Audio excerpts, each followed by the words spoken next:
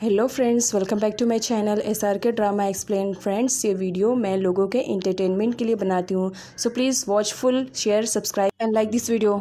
तो पार्ट की स्टार्टिंग वहीं से होती है जहाँ पर प्रीवियस पार्ट फिनिश हुआ था। क्लोई फैली की वीडियो बना लेती है और साथ में उन लोगों की फोटो भी खींच लेती है, ये कहते हुए कि मैं फैली को बर्बाद कर दूंगी। नेक्स्ट सीन में जॉर्डन को दिखाया जाता है, वो बाहम के ऑफिस आता है जहाँ पर उसे मालूम पड़ता है कि बाहम तो इस वक्त पुलिस स्टेशन में है। जॉर्डन पूछता है कि आखिर क्यों, तब यहाँ पर उसे मालूम पड़ता है कि बाहम इसी तरह हर किसी से झूठ बोल करके बहुत सारे पैसे ऐंठ रहा था और इसी वजह से आज वो जेल में है। अब जॉर्डन काफी सदमे में हो जाता है कि उसने भी तो बहुत सारे पैसे इन्वेस्ट किए थे, लेकिन अब वो अपने डैड का सामना कैसे करेगा। वो बहुत ही ज्यादा परेशान हो जाता है कि अब वो करे तो क्या करे। तब वो फैली के पास कॉल करता है और उसे पूरी सिचुएशन के बारे में बताता है कि किस तरह बाहम ने उसे धोखा दिया। वो सारे पैसे लेकर के फरार हो गया था और इस वक्त वो जेल में है। फैली भी कुछ टाइम के लिए शॉक में होती है। जॉर्डन कहता है, अब मैं डैड का सामना कैसे करूंगा। सच बताऊं फैली, मुझे तो कुछ भी समझ में नहीं आ रहा, मैं क्या करूं। तब फैली जॉर्डन को तसल्ली दिलाती है और कहती है, तुम एक बार घर आओ, ज्यादा टेंशन लेने की जरूरत नहीं है, अंकल से बात करेंगे एंड आई होप वो तुम्हारे डैड हैं, तुम्हारी सिचुएशन को समझ जाएंगे। तो जॉर्डन कहता है, शायद अगर डैड ना समझ पाए क्योंकि मैंने बहुत ही ज्यादा पैसे इन्वेस्ट किए हैं। नाइट का सीन दिखाया जाता है, जॉर्डन आता है और फैली उसे कहती है, डरो मत, थोड़ी सी हिम्मत बनाओ, वो तुम्हारे डैड है, तुम जा करके अपनी सिचुएशन के बारे में बताओ एंड आई होप वो तुम्हें समझेंगे। जॉर्डन बड़ी हिम्मत बना करके अपने डैड के ऑफिस में जाता है उनसे बात करने के लिए और फैली वहां पर खड़ी हुई रहती है। तब राग आता है और वो फेली से कहता है, तुम यहाँ पर क्या कर रही हो। फेली उसे शांत होने के लिए कहती है। जॉर्डन काफी टाइम के बाद अपने डैड के ऑफिस में गया था तो मिस्टर जॉन भी कुछ टाइम के लिए शॉक में रहते हैं। वो जॉर्डन से पूछते हैं कि क्या बात है जॉर्डन, जो तुम्हें मेरे ऑफिस में आने की जरूरत पड़ गई। यहाँ पर जॉर्डन थोड़ी हिम्मत बनाता है और फाइनली अपने डैड को सब कुछ बता देता है कि किस तरह बाहम ने उसे धोखा दिया। उसने उसे प्रॉमिस किया था कि वो उसकी ड्रीम को पूरा करेगा, लेकिन इस वक्त वो जेल में है और किस तरह उसने उसके साथ धोखा करके उसे बहुत सारा अमाउंट भी ले लिया। अब मिस्टर जॉन यहाँ पर भड़क पड़ते हैं जॉर्डन पे कि तुम बगैर सोचे समझे पैसे इन्वेस्ट क्यों करते हो। क्या तुम्हें मालूम नहीं है कि पैसे कितनी मेहनत से कमाए जाते हैं। और तुम अभी छोटे बच्चे हो, मैं तुम्हें स्कूल भेजता हूँ इसलिए कि तुम जा करके अच्छी क्वालिफिकेशन को अचीव करो और अपना फ्यूचर बनाओ, लेकिन तुम फालतू की चीजों में पैसे इन्वेस्ट क्यों करते हो, वो भी विदाउट माई परमिशन। तुम्हें मुझसे पूछ लेना चाहिए। अब जॉर्डन भी अपने डैड पर भड़क पड़ता है कि आप हमेशा बड़े भाई रागा को ही सपोर्ट करते हैं, मुझे कभी भी नहीं सपोर्ट करते, जबकि आप अच्छी तरीके से जानते हैं कि मुझे म्यूजिक में कितना ज्यादा इंटरेस्ट है। अब यहाँ पर उन दोनों के बीच में काफी बहस हो जाती है। जॉर्डन भी गुस्से में वहां से चला जाता है। फैली जॉर्डन के लिए काफी परेशान होती है और वो जस्ट उसके पीछे जाने वाली रहती है तो राघव उसे रोक लेता है और कहता है, तुम मत जाओ, मैं जाता हूँ, देखता हूँ कि आखिर बात क्या है। नेक्स्ट सीन में दिखाया जाता है, अब जॉर्डन काफी गुस्से में रहता है। वो आता है अपने कमरे में और सीधा चेयर पे बैठ जाता है कि डैड तो मेरे बारे में कुछ सोचते ही नहीं है, उन्हें बस राघव की फिक्र रहती है। उनके लिए वो हमेशा उसके सपोर्ट में रहते हैं, बट मेरे लिए कभी नहीं। तब रागा आता है और वो जॉर्डन से कहता है, मुझे नहीं मालूम था कि तुम्हारी थिंकिंग मेरे बारे में ऐसी भी हो सकती है। तुम अच्छी तरीके से जानते हो कि डैड सबसे एक जैसा प्यार करते हैं। माना इस वक्त तो तुम पर गुस्सा है, लेकिन काम ही तुमने ऐसा किया कि डैड को तुम पर गुस्सा होना ही पड़ा। अगर तुमने डैड को बता दिया होता कि तुम क्या करने वाले हो तो डैड भी तुम्हें उसमें सपोर्ट करते ना। और तुमने ये सोच भी कैसे लिया कि डैड सिर्फ मुझे सपोर्ट करते हैं। डैड हम सभी को सपोर्ट करते हैं। और तुम फिक्र मत करो, हम लोग भी तो हैं, नावीरो, हैंगा, मैं भी तो हूँ। मैं भी तुम्हें सपोर्ट करूंगा और मैं डैड से तुम्हारे बारे में जरूर बात करूंगा। नेक्स्ट सीन में फैली को दिखाया जाता है, वो मिस्टर जॉन के ऑफिस में आती है और उनसे कहती है, अंकल मुझे बोलना तो नहीं चाहिए, लेकिन प्लीज एक बार मेरी बात को समझने की कोशिश कीजिए। आपको जॉर्डन से इस तरीके से बात नहीं करनी चाहिए। ऑलरेडी वो बाहम की वजह से काफी डिप्रेशन में है और अगर आप इस तरह से उससे बात करेंगे तो और भी ज्यादा डिप्रेशन में हो जाएगा। मानो उससे गलती हुई है, लेकिन आप तो बड़े हो ना, आप उसे माफ कर दो। फैली की बातों की वजह से मिस्टर जॉन पर काफी असर पड़ता है और नेक्स्ट सीन में दिखाया जाता है, वो अपने बेटे जॉर्डन से मिलने के लिए जाते हैं। वो जॉर्डन के रूम में जाते हैं तो वहां पर देखते हैं कि बहुत सारी म्यूजिक की चीजें रखी हुई है जो कि जॉर्डन यूज करता था।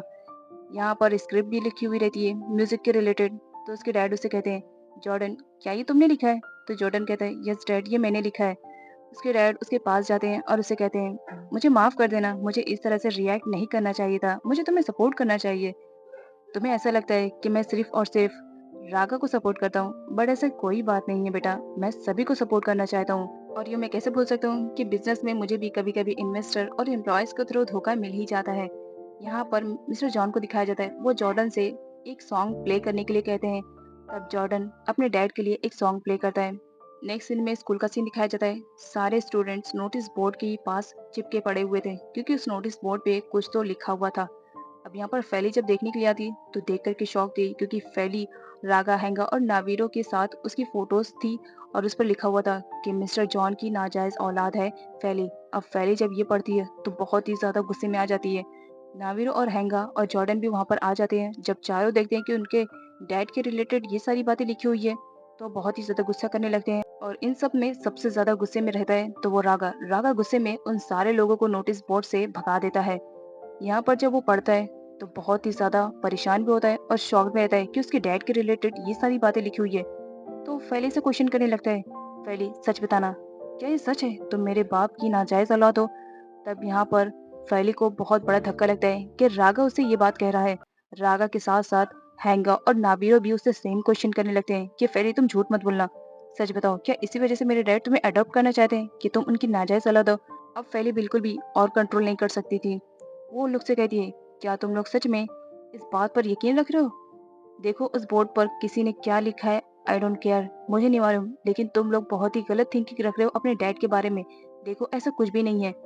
जब यही बात जॉर्डन पूछता है तब उस वक्त फैली और ज्यादा टूट जाती है कि वो सारे लोगों से तो उम्मीद रख रही थी कि वो सारे लोग ऐसा कर सकते हैं, बट जॉर्डन उसका बेस्ट फ्रेंड था, उसे जॉर्डन से ये उम्मीद नहीं थी। फैली जॉर्डन से कहती है, मुझे तुमसे ये उम्मीद नहीं थी कि तुम इस तरह के क्वेश्चन मुझसे कर सकते हो, लेकिन एक बात साफ क्लियर करना चाहती हूँ, देखो ऐसी कोई बात नहीं है, मुझे नहीं मालूम कि ये सब किसने किया है, बट जिसने भी किया है मैं उसे माफ नहीं करूंगी। और गुस्से में रोते हुए वहां से चली जाती है। और उस वक्त सानिया और अलाइना भी रहते हैं, बड़ों लोग कुछ भी नहीं करते हैं और रागा भी इस वक्त फैली को नहीं रोकता है। नेक्स्ट सीन में दिखाया जाता है मिस्टर जॉन के पास उनका लॉयर आता है और उनके लॉयर के थ्रू उन्हें मालूम पड़ जाता है कि किस तरह की बकवास न्यूज उनके बारे में वायरल हो रही है। यहाँ पर मिस्टर जॉन भी जब वो न्यूज देखते हैं तो शॉक्ड रहते हैं कि आखिर ये न्यूज किसने वायरल की है।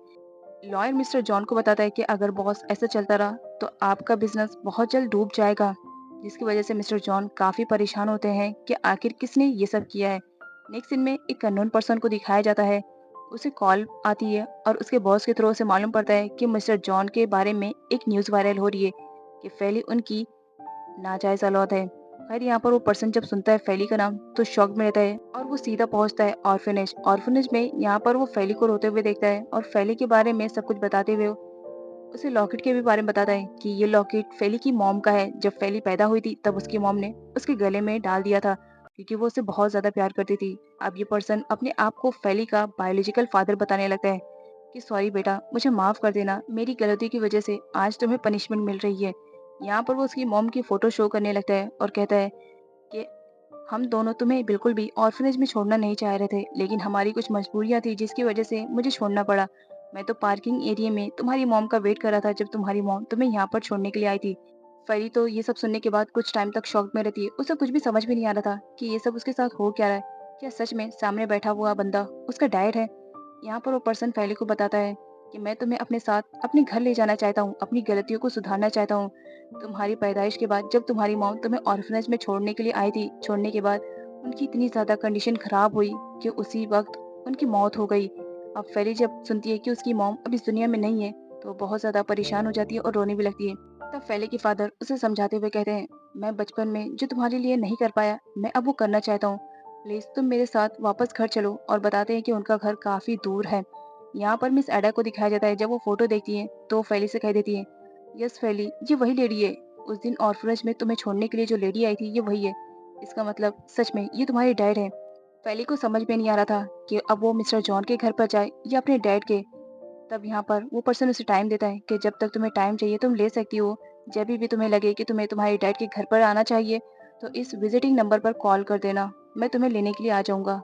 इधर रागा को दिखाया जाता है, वो जब आता है तो बहुत ही ज्यादा गुस्से में रहता है। यहाँ पर मिस्टर जॉन उसे पूछने लगते हैं कि फैली कहाँ है, वो तुम्हारे साथ नहीं है। तो रागा अपने डैड पर भड़क जाता है और कहता है, आप मुझसे फैली के बारे में कुछ भी ना पूछे तो बेहतर रहेगा। क्या जो न्यूज़ वायरल हो रही है सच है डैड? क्या सच में फैली आपकी नाजायज औलाद है?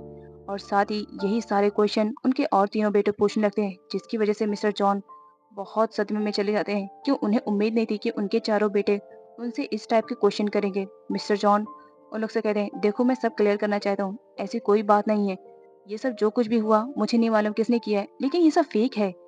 तब रागा कहता है, सच में डैड क्या ये फेक है? और पास्ट का सीन दिखाया जाता है। किसी टाइम में रागा ने अपने डैड को किसी वुमेन के साथ देखा था जब वो शॉपिंग मॉल में शॉपिंग कर रहे थे, और उस टाइम राका ने डिसाइड कर लिया था कि वो घर छोड़ करके जाएगा। और वो घर छोड़ करके अमेरिका जाने लगता है। तब यहाँ पर जॉर्डन और उसके फादर उसे रोकने की कोशिश करते हैं कि वो प्लीज ना जाए, लेकिन रागा कहाँ किसी की सुनने वाला, वो सुनता अपनी है। इसी वजह से वो गुस्से में अपने डैड से कहता है कि मुझे यकीन नहीं आ रहा कि आप मेरी मॉम के मरने के बाद किसी के साथ अफेयर भी कर सकते हैं।